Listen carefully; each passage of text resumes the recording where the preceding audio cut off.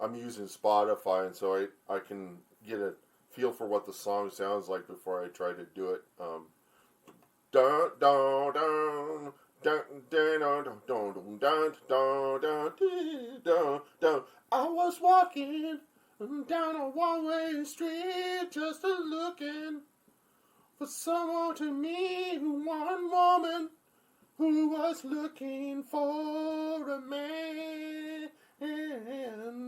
Now I'm hoping that this feeling is right, and I'm wondering if you stay for the night. So I'm coming, I don't wanna be blown. Oh, I don't do all over. Don't do you believe in love?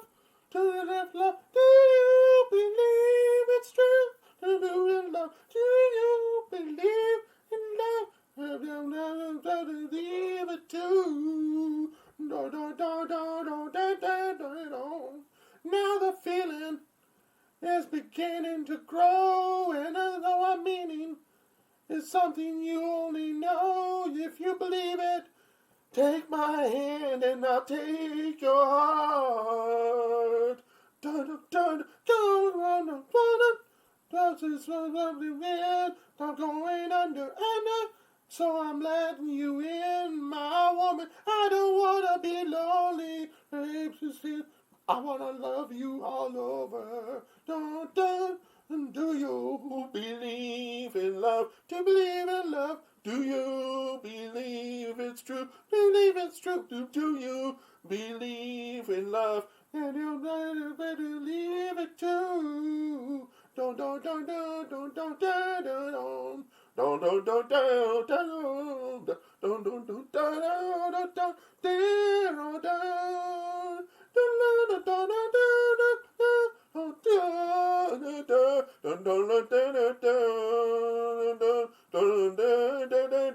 I used to have you in a photograph. I'm so glad it's changed, but now I've got you and it's gonna last. Do you believe in love? Do you believe in love? Do you believe in who? Do you believe it's true? I'm so glad.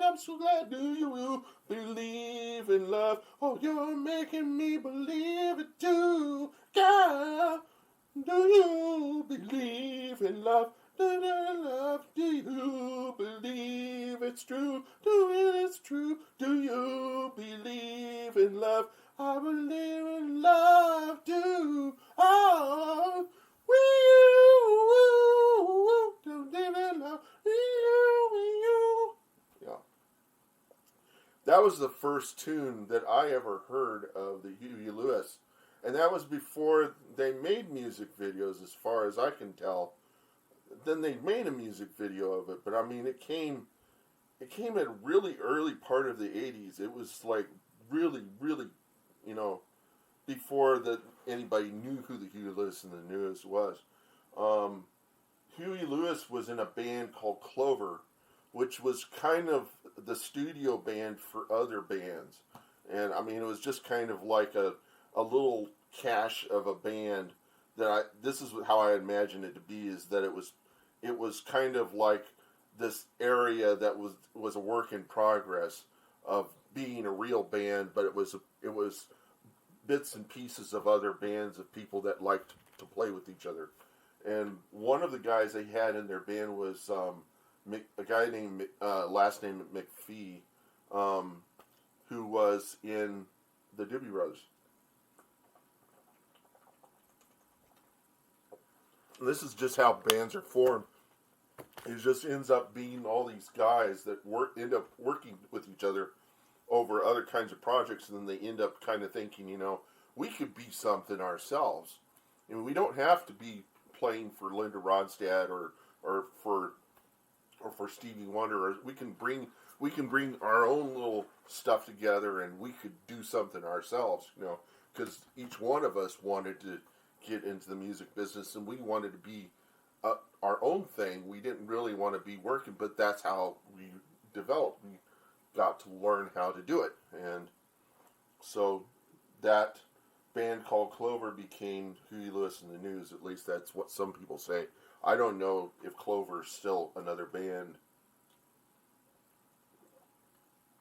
I had also heard that Huey Lewis, when just before Clover, he ended up getting he got a harmonica, and he went out and got a feeling for what it was to perform for the world, because he traveled as some young people do, as they go into Europe and they travel between cities from hostel to hostel, because that's what hostels are for. Is it's a somewhere between a house and a hotel. It's where, and you can usually do it for almost nothing, and they just have the basics of a place to lay your head and then a place to eat, but it really is not a full-fledged hotel, and it's really meant for people who are young, who are traveling, and he was doing that at the time. I mean, when he was young, he was doing that before he ever got into being a part of, being Huey Lewis. He played harmonica in Cairo. He was sitting in Cairo playing harmonica among all the other guys who were playing all the various other kinds of instruments, asking for, busking. And I had heard that was one of the things he did, even before he became this famous star that we got. Most all musicians that you find in the music industry got their start busking. And the song that everybody knows, the song that's all about busking, is from a guy named Jerry Rafferty. So I'm going to go and look that song up. Baker Street is the one. And I know I've probably already done this before, but I just do it because I like it, and it's not about coverage. It's about liking things. And what I did is search through Huey Lewis's stuff for Baker Street, and he's never done anything like that. So Baker Street, that's the song.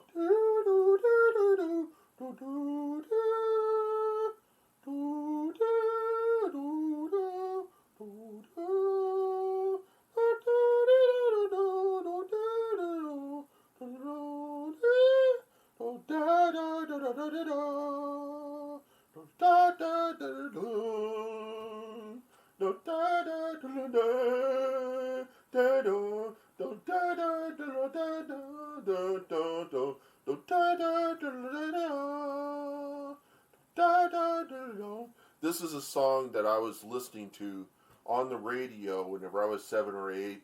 My parents had just divorced, and I was living in Dallas, Texas, which is far away from Los Alamos, New Mexico, about 700 miles. I had lost all my friends, of course, because my mom was moving over there, and I was in an apartment. I wasn't in this big house that we had in Los Alamos. There wasn't a canyon in back. In back, there was a soccer field and a swamp going through it, and a tree. This is kind of forgot what this is called, Carrollton, Texas, and they had like a swimming pool over there, and a rocket ship. So if you can find a particular place in Carrollton, Texas, or not, I think that's Carrollton, Texas, in Dallas, where there was an apartment complex and a jungle gym, one of those rocket jungle gyms, and a pool.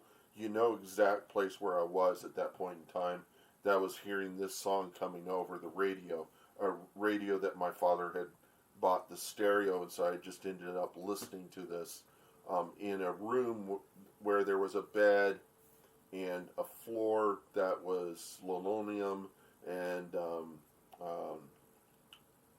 so for me, it was pretty much my entire world. That was the reason why music was so important to me. It's because it's pretty much all I had was music. So we'll start up again. No, no, no, no, no, no, no, no, no, no, no, no, no, no,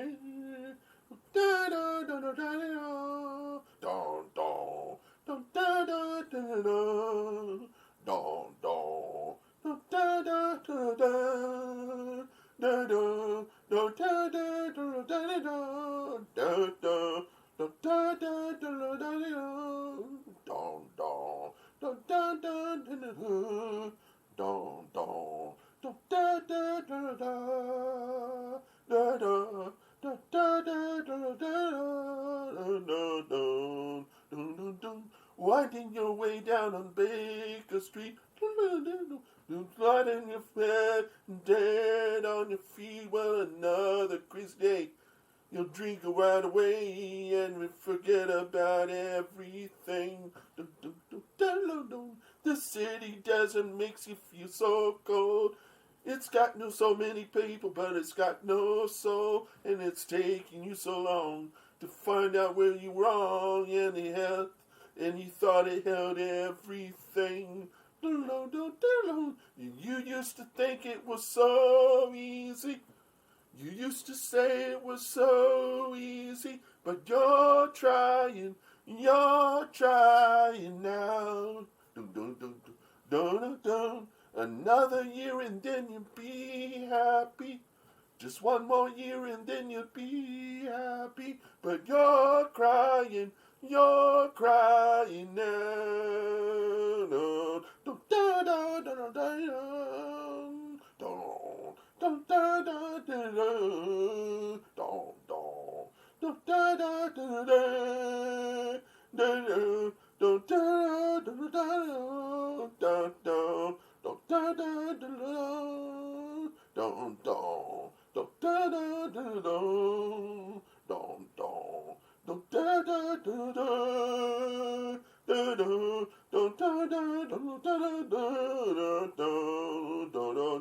way down on the street, there's a light in this place. It opens the door, and he's got that look on his face, and he asks you where you been. You tell him you've seen, and you talk about anything. He's got his dream about buying some land. He's gonna give up the booze and the one-night stands, and he'll settle down in this quiet little town and forget about everything. Don't. But you know he'll always keep moving. You know he's never gonna stop moving, 'cause he's a rolling stone. Dun. When you wake up, it's a new morning. The sun is shining, it's a new morning. You're going home. Don't.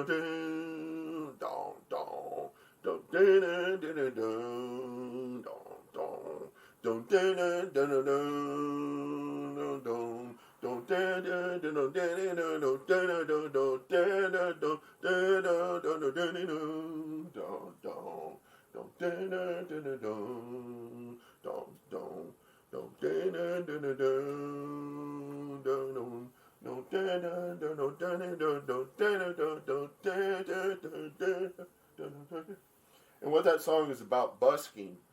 And there's a movie called Find Your Own Way. And I've probably touched on it before. It's a really great documentary. And what it does is it tries to communicate to musicians that these days, the music industry that they remember when they were young, such as whenever I was growing up, is no longer there. I point out to people that the LP record was the only replayable medium of that time, and even some people couldn't afford records. They would listen to the radio, and they'd wait until their song came on. And so it was just this unending stream of music that they couldn't control where it started and stopped, unless they had a cassette recorder so they could record the music from the radio, but they usually couldn't afford the albums. And so there was a music industry, and it gradually became more greedy to the point to where it was controlling the musicians. It was trying to reap the most it could from the audience, and it was stealing money from the musicians, and the managers were that the musicians had were stealing money from them. And that's the thing is that when you earn more money, there's a greater chance of losing it, because there's so many other people around you who have need for it, or can see that they can find their dreams by taking your money. And so the musicians, there are people that become musicians just so that they can have the richness of what they thought was the music industry. And then there are the real musicians that sing and play because they want to put music in the world that wasn't there. And those are the people that got into it for the right reason. And I'm trying to remember, there's a musician that said that Phil, it was one of the Pete Seeger came up to, I think it was Pete Seeger told this to, I forgot who he told this to, but he said keep it. It was Pete Seeger talking to John Mellencamp and telling him keep it long, keep it small and do it long, or whatever. And so the idea was just that being big all the time is, you're not going to be big all the time, because there's always going to be somebody else that's going to hog the spotlight, and nobody can retain loving you forever. Otherwise, you become kind of a has-been that ends up a recluse and trying to have that love from the audience that's not there, because they don't love you now, And so there is people who love you, and it's a small group, and you just do the shows no matter what their size is, and you try to be what you are, and you try to create music that comes from your heart, or comes from somewhere, from working with other people, but not to the point to where. But don't let the fame destroy you, and it's also better that you don't have too much fame, because more fame means that you need more money, because you're going to need to have people to protect you. And when you're really famous and you don't have a lot of money, there's a tremendous amount of vulnerability that you have, and you will do anything to pay the bills of all the stuff that you own, or that you bought, and that you're not able to support because you're no longer on the top of the charts, or you made some kind of mistake like with Will Smith, what he made. I would hope that if it does make a bad impression on his life, that it doesn't do to the point to where he's not able to pay his bills. He's not able to continue acting or something like that. So that's the problem with celebrity is that you have a great chance of losing it all really quickly, and you have to pander to what people think of you. And I don't. For me, if I have viewership, I don't know why, and I guess it's because we have a shared love of music. I was thinking whenever I was seeing the lyrics, I was imagining that there are people who might be deaf, who can't hear the music but wants to know what the words are, and to see the feeling in the face. For the same reason why I like to see the feeling in the face of women during an orgasm, which is VR porn. But when I see that in the face of a woman, I get to look in her eyes and see the hair of her scalp and things like that. Those are landscapes that I'm not familiar with, and that for me is a kind of a cornucopia of imagery that some other guy would take for granted because it's so easy for him to get women. For me, it's not, and or to even do that kind of act. That's that's a horizon that somebody over time has developed a kind of immunity to, and they no longer see the beauty of people, of a facial expression or an expression of satisfaction or dissatisfaction or dealing with relationships. All that stuff is complete foreign territory to me, and for me, the fantasy is more important than the reality. And other people, for music and having a musical lifestyle, the fantasy is more important than the reality, because even Keith Richards and Mick Jagger can't stand to be in the same room with each other, because over the years of making music and making money, the money has and the popularity and all that stuff has put a wedge between their friendship, and what it's done is it's exposed to each other the real person that's inside the real, and the person that they once knew is no longer there.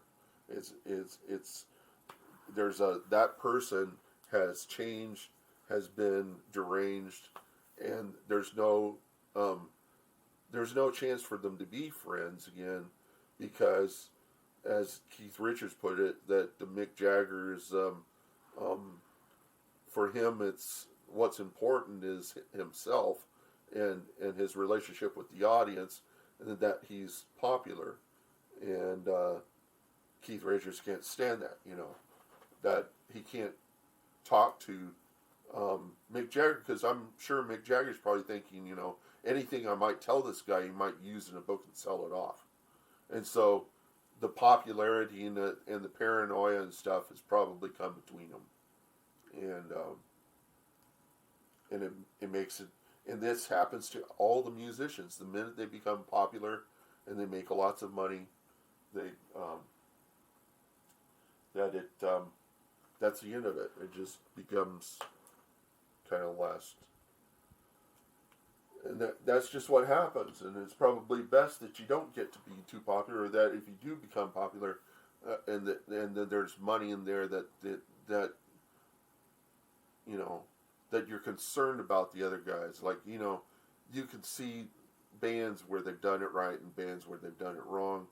Bands where you think they've done it right, you don't know. But, I look at guys like Def Leppard, who, whenever their drummer lost his arm, they could have just as easily left him out of the band and picked another drummer, but they chose to keep him. And chose to see if they could make music with that limitation. So that with that handicap, see if they could create music, and they did, and they created and it was like the best music they ever created came after that fact. And so it may have been the case that when he lost his arm, it started the challenge of having a band that was married, and that band became married. They accepted the challenge of love and of maintaining a love, because they were married. That band was married. That band was going to stick together. They were all friends, and that's what marriage is all about. It's about loving regardless of the condition of someone, continuing to love them, and continuing to see that, in that band, the singer wouldn't have been pulled off from the band and the other band that gone one way and the singer gone the other way. He couldn't go and do anything without them. All the other bands, you see that sort of thing happening. You see the singer as being the songwriter, and he ends up, he doesn't need the band anymore. The Hotels had that problem. The record company separated the main singer from the rest of the band. The rest of the band went off and had different lives, and one of those guys became a technician in a hospital, making more money than the lead singer does now, trying to maintain this facade of the hotels, you know, doing the same old songs over and over again, and that's all she's got. And whereas all those other guys are, you know, and there's no telling if that was enough for her or if that's all she's got, and the, you know, but that's the thing about bands and about music. You know, with Wham, they decided to break up at a certain point because it had gone its course, and they didn't see it needing to be a thing anymore. And George was going to do his solo thing, and his friend went off and did his own life. And, you know, because they had originally decided from the very beginning that they were going to cut it off at a certain point, you know, and how they were going to deal with that situation. Because it's going to come, every good thing comes to an end, you know. And, you know, you don't live forever. If, you know, in the Bible they had these people that were living thousands of years.